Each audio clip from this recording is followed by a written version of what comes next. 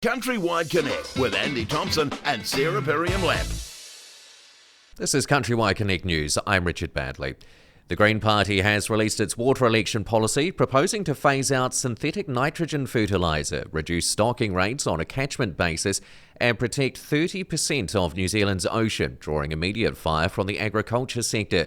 Co-leader Marama Davidson says the drink, swim, fish policy is aimed at restoring river health and safe drinking water, pointing to up to 100,000 people a year getting sick from unsafe drinking water and declining fish populations.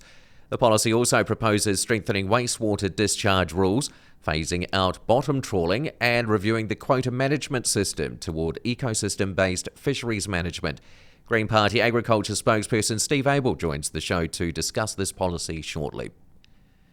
New Zealand exporters are already seeing gains from the India Free Trade Agreement before it has even come into force, with Trade Minister Todd McClay saying a strong halo effect is driving early momentum. Apple exports are the standout. Volumes have jumped 63% since negotiations began, with India climbing from New Zealand's 7th largest Apple market to 4th. Once the FTA takes effect, Apple tariffs will halve to 25% from day one, on an initial quota of 32,500 tonnes. Kiwi fruit growers are also positioned for gains, with the deal delivering tariff-free access within a quota, rising to 15,000 tonnes by year 6. The industry expects around $125 million in tariff savings over 5 years.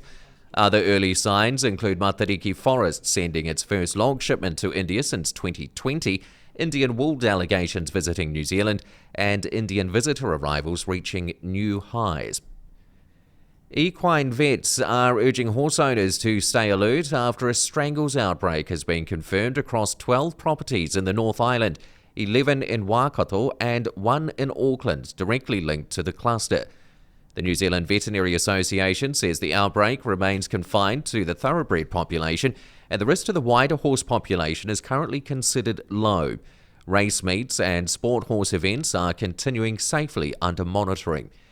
Strangles spreads rapidly through direct contact with infected horses, contaminated equipment, clothing and hands.